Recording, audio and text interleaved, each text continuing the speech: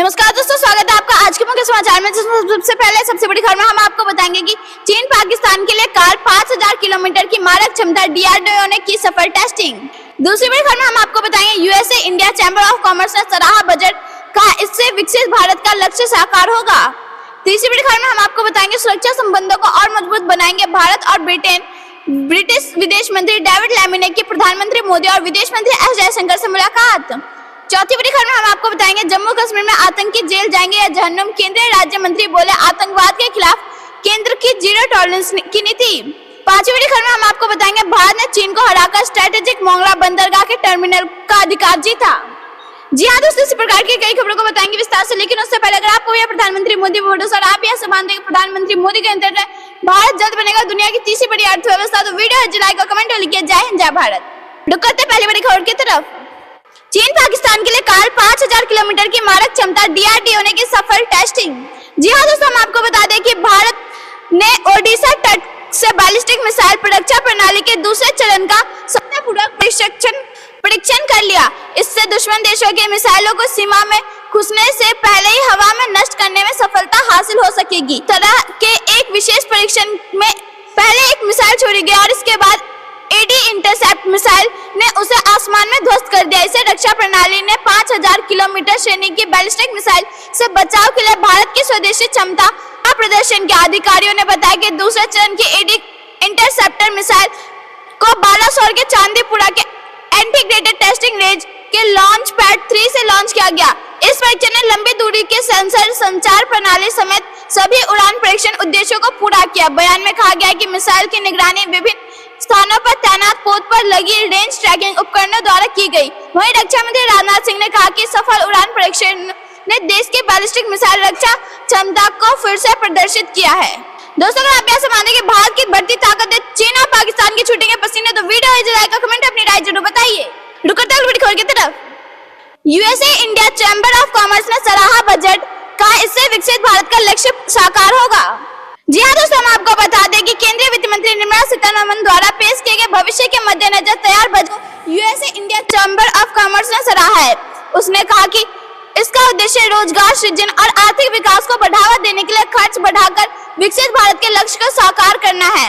यह बजट कौशल विकास करने के साथ बेरोजगारी को कम करके अर्थव्यवस्था की दीर्घकालिक विकास पथ पर ले जाने में अहम भूमिका निभाएगा। यूएसए इंडिया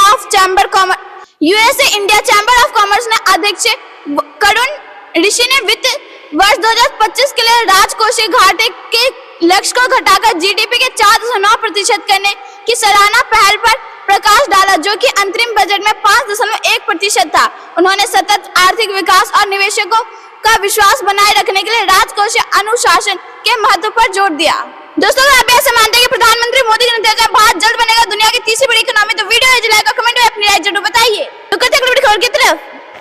सुरक्षा संबंधों को और मजबूत बनाएंगे भारत और ब्रिटेन। ब्रिटिश विदेश मंत्री डेविड लैमी ने की प्रधानमंत्री मोदी और विदेश मंत्री एस जयशंकर से मुलाकात। जी हाँ दोस्तों, हम आपको बता दें कि ब्रिटेन में लेबर पार्टी की सरकार बनने के बाद भारत के साथ इसके रिश्ते को लेकर जो थोड़ी बहुत अनिश्चितताएं थी वह खत्म हो गई है। बुधवार को भारत के दौरे पर पहुंचे ब्रिटेन के नए विदेश मंत्री डेविड लैमी ने प्रधानमंत्री नरेंद्र मोदी एवं NSA अजीत डोभाल से मुलाकात की और विदेश मंत्री एस जयशंकर के साथ द्विपक्षीय बैठक की। लैमी और जयशंकर की अगुवाई में हुई बैठक में ब्रिटेन भारत प्रौद्योगिक सुरक्षा अभियान शुरू करने का ऐलान किया गया है। इस तरह का समझौता भारत ने अमेरिका के साथ भी किया है, जो अत्याधुनिक प्रौद्योगिक क्षेत्र में द्विपक्षीय सहयोग का दायरा करता है। यह दोनों सरकार, निजी क्षेत्र, विश्वविद्यालय एवं रिसर्च संस्थानों के साथ मिलकर संचार, क्रिटिकल मिनरल्स, सेमीकंडक्टर, बायोटेक जैसे नए क्षेत्रों में रणनीतिक सहयोग का मंच देंगे। माना जा रहा है कि यह समझौता भारत में प्रौद्योगिकी की पढ़ाई करने वाले छात्रों को रोजगार के नए अवसर भी देगा। प्रौद्योगिक क्षेत्र में सहयोग को दोनों देश काफी प्राथमिकता से ले रहे हैं। बुधवार की बैठक में यह सहमति बनी है कि भारत एवं ब्रिटेन के विदेश मंत्रालय मिलकर ऐसी व्यवस्था करेंगे जिससे क्रिटिकल एवं इमर्जिंग टेक्नोलॉजी में आपसी कारोबार करना आसान हो। तो आप यह समझते हैं कि प्रधानमंत्री मोदी के नेतृत्व में भारत और ब्रिटेन के सुरक्षा संबंध और मजबूत हो रहे, तो वीडियो लाइक और कमेंट अपनी राय जरूर बताइए। खबर की तरफ। जम्मू कश्मीर में आतंकी जेल जाएंगे या जहन्नुम, केंद्रीय गृह राज्य मंत्री बोले आतंकवाद के खिलाफ केंद्र की जीरो टॉलरेंस की नीति। हम आपको बता दें कि केंद्रीय गृह राज्य मंत्री नित्यानंद राय ने राज्यसभा में जम्मू और कश्मीर की गुलाबी तस्वीर खींचते हुए कहा कि इससे केंद्र शासित प्रदेश में शांति बहाल हो चुकी है और इससे पर्यटन को बढ़ावा मिलेगा। हालांकि पिछले साल ही क्षेत्र में 2,11,00,000 पर्यटक पहुंचे हैं। उन्होंने कहा कि हाल ही में वह आतंकी गतिविधियां जल्दी खत्म हो जाएंगी। वह अपने मकसद में कामयाब नहीं होंगे। कश्मीर में सक्रिय आतंकियों को या तो जेल भेजा जाएगा या फिर जहन्नुम। मोदी सरकार आतंकवाद के खिलाफ जीरो टॉलरेंस की नीति पर चलती है। केंद्रीय मंत्री नित्यानंद नायडू ने कांग्रेस सदस्य प्रमोद तिवारी के एक सवाल के जवाब में कहा, मैं सदन को आश्वस्त करना चाहता हूँ कि आतंकी या तो जेल में होंगे या जहन्नुम में होंगे। हम आतंकवाद का खात्मा करेंगे। मोदी सरकार आतंकवाद के प्रति जीरो टॉलरेंस रखती है।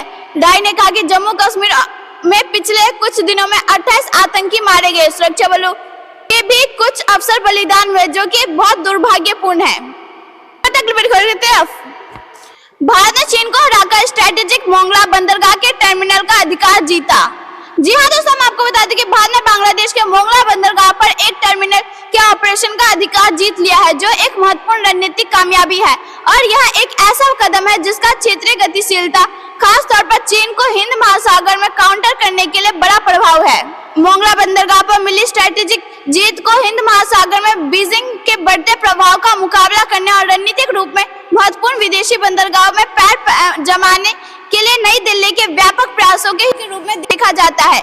मोंगला बंदरगाह चंटगांव के बाद बांग्लादेश का दूसरा सबसे बड़ा बंदरगाह है और ईरान में चाबहार और म्यांमार के 7वें पृथ्वी के बाद हाल के वर्षों में विदेशी बंदरगाहों के प्रबंधन के लिए भारत को मिली तीसरी बड़ी कामयाबी है। साउथ चाइना मॉर्निंग पोस्ट की रिपोर्ट के मुताबिक मोंगला बंदरगाह सौदे का सटीक विवरण अभी तक गुप्त रखा गया है, लेकिन मीडिया रिपोर्ट के मुताबिक टर्मिनल का संचालन इंडियन पोर्ट ग्लोबल लिमिटेड द्वारा किया जाएगा।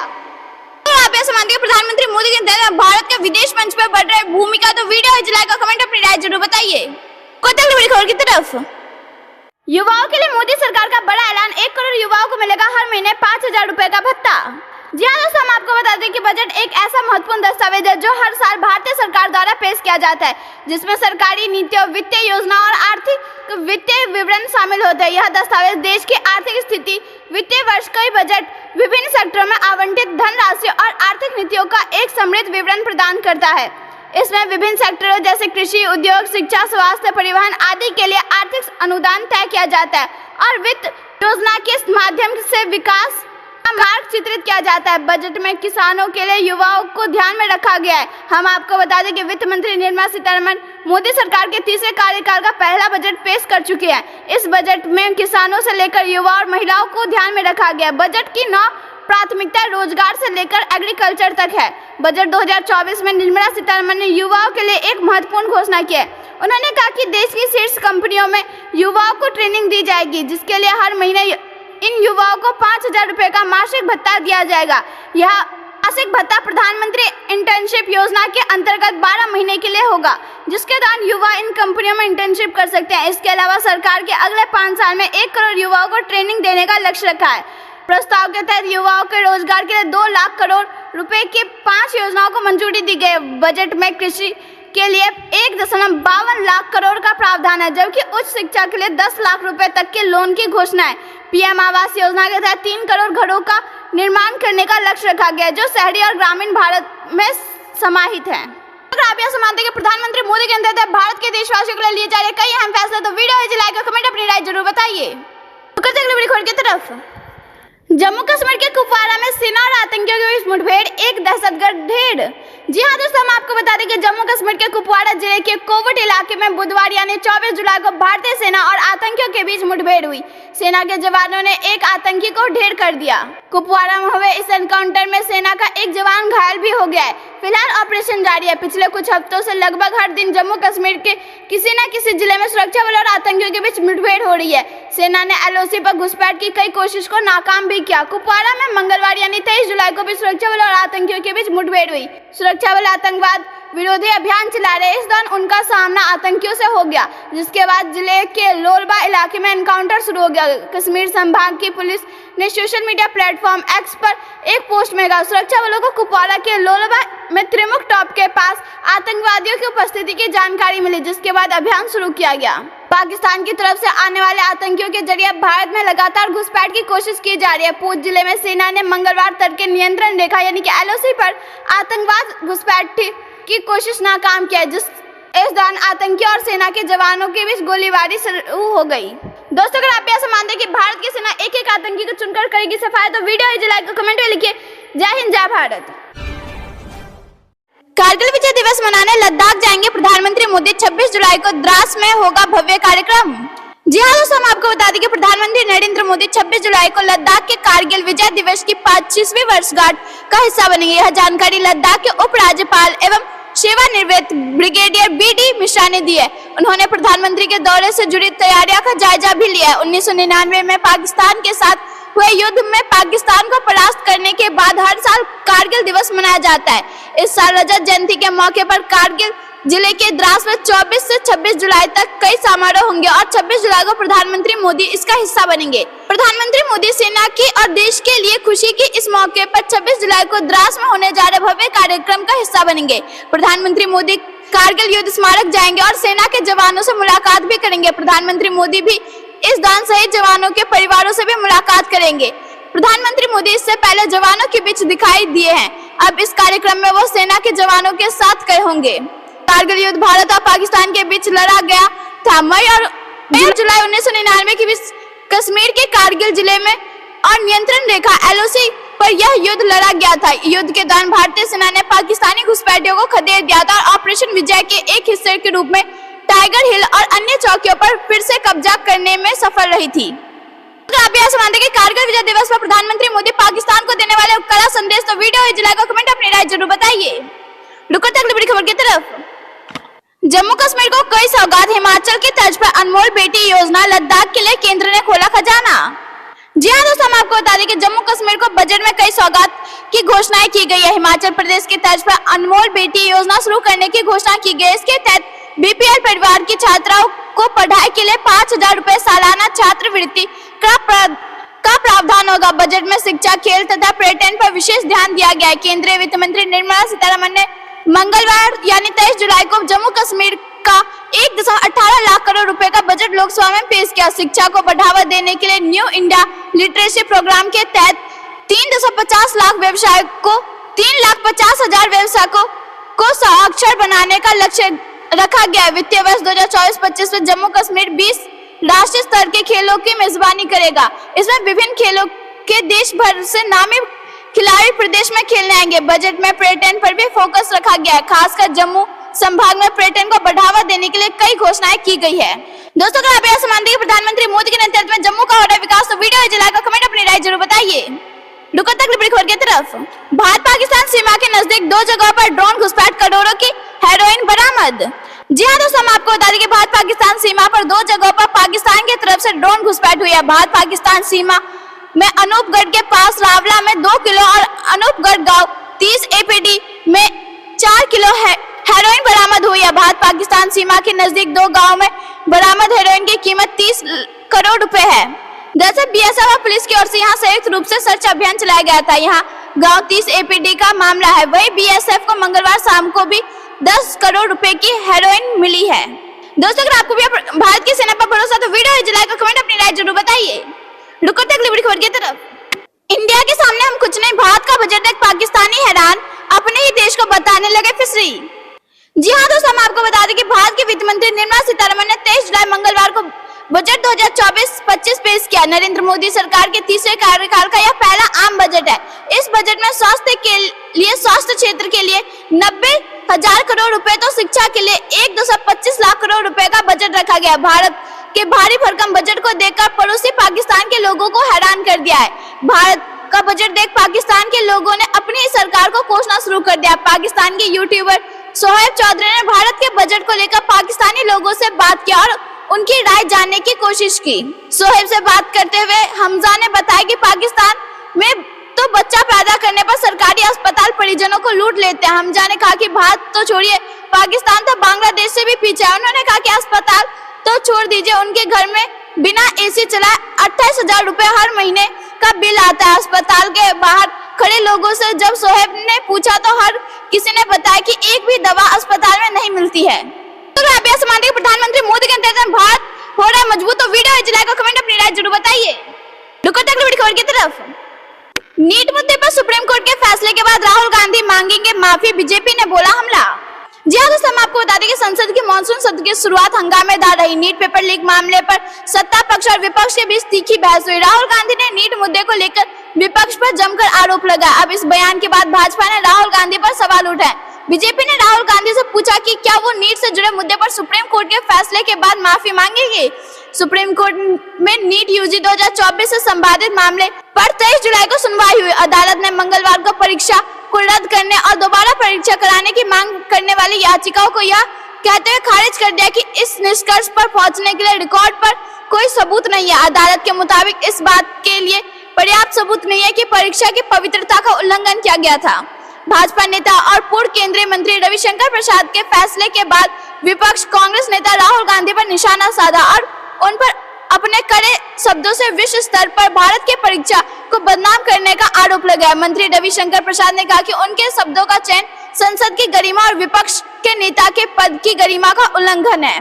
दोस्तों, आप यह मानते कि राहुल गांधी को मांगना चाहिए माफी? तो वीडियो लाइक और कमेंट अपनी राय जरूर बताइए। रुको तक बड़ी खबर की तरफ। मोदी 3.0 का बजट देख चीन की उड़ी नींद, अब भारत के सिर बंधेगा ताज। जी हाँ दोस्तों, हम आपको बता दें कि मोदी 3.0 का पहला बजट देश और दुनिया के सामने आ चुका है। इस बजट को देखकर चीन की रातों की नींद उड़ चुकी है। जी हाँ, केंद्र सरकार ने कॉर्पोरेट टैक्स में बड़ी कटौती की है, जिससे विदेशी कंपनियों को भारत में पैसा लगाने या यूं कहे निवेश करने में मदद मिलेगी। साथ ही भारत को दुनिया की सबसे बड़ी फैक्ट्री बनाने में यह फैसला काफी योगदान कर सकता है। वास्तव में सरकार ने यह फैसला विदेशी कंपनियों को रिझाने के लिए लिया है, ताकि वो चीन को छोड़ भारत में ज्यादा निवेश करे। साथ ही ग्लोबल सप्लाई चेन चीन से शिफ्ट होकर भारत से जुड़ जाए। उम्मीद है की जा रही है कि $5 ट्रिलियन की इकोनॉमी के टारगेट को हासिल करने में काफी मददगार साबित हो सकते हैं। साथ ही विदेशी कंपनियों के लिए टैक्स कटौती में इस प्रयास में काफी मदद मिल सकती है। यह बजट भारत को ग्लोबल इकोनॉमिक प्लेयर बनने में मदद करेगा। इसमें FDI को आकर्षित करने पर जोर दिया गया। खुद को ग्लोबल फैक्ट्री या यूं कहे कि ग्लोबल मैन्युफैक्चरिंग सेंटर के रूप में स्थापित करके भारत न केवल अपने लोकल मार्केट्स के लिए उत्पादन करना चाहता है, बल्कि दुनिया के लिए प्रोडक्शन करना चाहता है।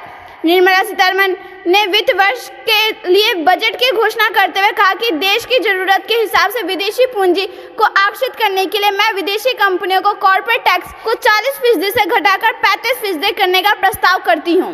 दोस्तों, अगर आप ऐसा मानते हैं कि मोदी सरकार 3.0 में भारत जल्द बनने वाला है, दुनिया की तीसरी बड़ी अर्थव्यवस्था, तो वीडियो लाइक और कमेंट अपनी राय जरूर बताइए। रुको अगली बड़ी खबर की तरफ। ब्रिटिश विदेश सचिव लेमी आज 2 दिवसीय भारत दौरे पर जयशंकर से किए मुलाकात, FTA पर चर्चा संभव। जी हाँ दोस्तों, हम आपको बता दें कि ब्रिटिश के विदेश डेविड लेमी बुधवार यानी आज भारत के 2 दिवसीय यात्रा पर है। लेमी और विदेश मंत्री एस जयशंकर के बीच शाम को व्यापक बातचीत में लंबे समय से लंबित भारत ब्रिटेन मुक्त व्यापार समझौता यानी कि FTA और ब्रिटेन में खालिस्तान समर्थक तत्वों की गतिविधियों पर नई दिल्ली की चिंताओं पर चर्चा होने की उम्मीद है। इसके अलावा दोनों के बीच रूस यूक्रेन संघर्ष और मध्य पूर्व की स्थिति सहित गंभीर वैश्विक चुनौतियों पर भी चर्चा विमर्श करने की संभावना है। ब्रिटेन में प्रधानमंत्री कीर स्टारमर की लेबर सरकार के सत्ता में आने के बाद दोनों पक्षों के बीच यह पहली उच्च स्तरीय बैठक होगी। ब्रिटिश विदेश सचिव का वाणिज्य मंत्री पीयूष गोयल से भी मिलने का कार्यक्रम है, जिसके दौरान दोनों पक्षों द्वारा प्रस्तावित मुक्त व्यापार समझौते के प्रति अपनी प्रतिबद्धता की पुष्टि करने की संभावना है। जानकारी के अनुसार दोनों पक्ष पहले ही लगभग 90% व्यापार समझौते पर सहमत हो चुके हैं, लेकिन शेष 10% में ऑटोमोबाइल और स्कॉच विस्की पर आयात शुल्क और व्यापारिक के लिए वीजा जैसे कई पेचीदा मुद्दे शामिल है। हालांकि दोनों पक्ष जल्द से जल्द वार्ता समाप्त करने के लिए तैयार है। हम आपको बता दें कि प्रधानमंत्री नरेंद्र मोदी और ब्रिटिश PM स्टारमर के बीच 6 जुलाई को फोन पर बातचीत हुई थी। इस दौरान दोनों नेताओं के बीच FTA का मुद्दा उठा था। भारत सरकार के यह रीड आउट में कहा गया है कि दोनों नेता पारस्परिक रूप से लाभकारी भारत ब्रिटेन मुक्त व्यापार समझौते को पूरा करने की दिशा में काम करने पर सहमत हुए। प्रधानमंत्री मोदी से फोन पर बातचीत के बाद UK सरकार ने एक बयान जारी किया, जिसमें CM स्टारमर ने कहा कि वह एक ऐसे समझौते को समाप्त करने के लिए तैयार है जो दोनों पक्षों के लिए काम करेगा। प्रधानमंत्री मोदी के नेतृत्व में भारत वैश्विक मंच पर उभर कर आ रहा है सामने, तो वीडियो लाइक और कमेंट अपनी राय जरूर बताइए। अगली बड़ी खबर की तरफ। युवाओं के लिए मोदी सरकार का बड़ा ऐलान, 1 करोड़ युवाओं को मिलेगा हर महीने 5,000 रुपए का भत्ता। जी हाँ दोस्तों, हम आपको बता दें कि बजट एक ऐसा महत्वपूर्ण दस्तावेज है जो हर साल भारतीय सरकार द्वारा पेश किया जाता है, जिसमें सरकारी नीतियों, वित्तीय योजना और आर्थिक वित्तीय विवरण शामिल होते हैं। यह दस्तावेज देश की आर्थिक स्थिति, वित्तीय वर्ष का बजट, विभिन्न सेक्टरों में आवंटित धनराशि और आर्थिक नीतियों का एक समृद्ध विवरण प्रदान करता है।